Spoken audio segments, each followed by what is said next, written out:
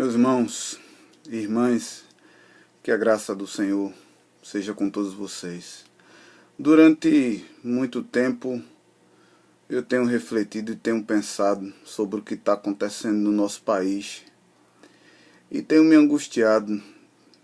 E nessas minhas reflexões tenho pensado sobre o que fazer diante desse contexto.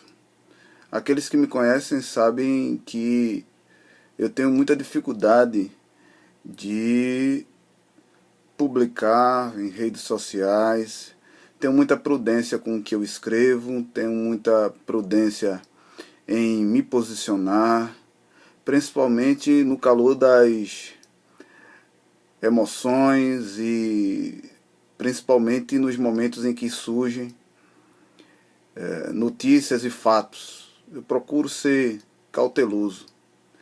Mas eu entendo que chegou um ponto que não é possível mais observar o que está acontecendo no mundo hoje, observar o que está acontecendo no nosso país e simplesmente silenciar. Entendo que, como ministro do Evangelho, o meu papel é a pregação do Evangelho. Eu fui chamado para a pregação do Evangelho e entendo que o púlpito da igreja que pastoreio é exclusivo para a ministração da palavra bendita de Deus, para o alimento do rebanho de Cristo, para a edificação do corpo de Cristo, para a glória de Deus.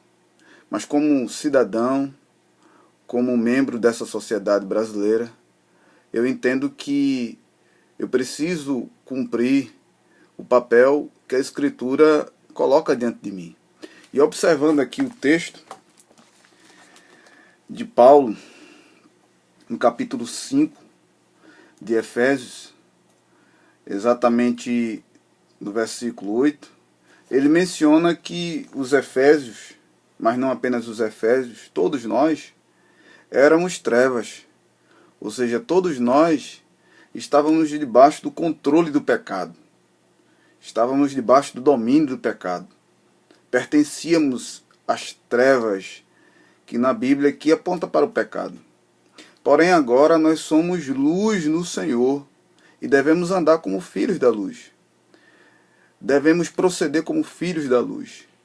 Devemos nos comportar como filhos da luz. E aí eu vou direto na questão. Devemos agir em sociedade, em todas as áreas da sociedade como filhos da luz.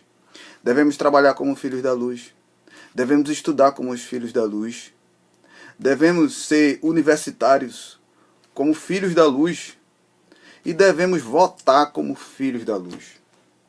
E ainda esse texto diz, no versículo de número 10, que devemos então provar sempre o que é agradável ao Senhor.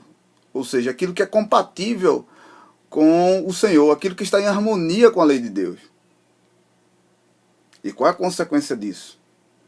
É que nós não devemos ser cúmplices nas obras infrutíferas das trevas. Paulo é claro. As trevas produzem frutos. Frutos em todos os campos. No campo da imoralidade sexual, no campo da profissão, no profissionalismo, a corrupção. As trevas produzem frutos na área religiosa, falsos evangelhos, falsas doutrinas, falsas religiões. E as trevas produzem falsas obras, ou produzem obras que são aqui consideradas infrutíferas, também do ponto de vista da política. E qual é a recomendação, qual é a orientação do apóstolo Paulo? Na realidade, qual é a ordem apostólica? Nós não devemos ser cúmplices dessas obras. Tudo que for politicamente obra das trevas, socialmente obra das trevas, sexualmente obra das trevas, maritalmente obra das trevas, do ponto de vista familiar, obra das trevas, do ponto de vista da educação, da pedagogia brasileira, fruto das trevas, nós não devemos compactuar. Mas o apóstolo Paulo coloca um detalhe que nós não podemos esquecer. Nós não podemos compactuar e silenciar. Não compactuar é não estar em harmonia, não concordar, mas não é uma concordância silenciosa. O apóstolo Paulo diz: antes, porém, reprovai-as. Então não basta apenas nós não compactuarmos com as obras das trevas que estão disseminadas em todos os pontos, em todas as áreas da nossa sociedade. É necessário reprovar. E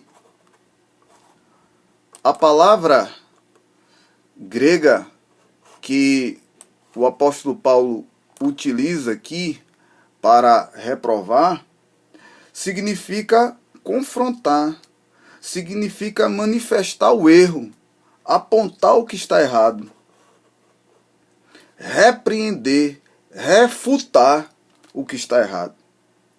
Daí eu entendo que é oportuno nós nos posicionarmos. Então foi criado um canal O que a Bíblia diz sobre o mundo hoje, para a gente comentar as coisas que acontecem no nosso mundo, na nossa sociedade. Que Deus nos abençoe e que Deus nos dê graça nessa tarefa.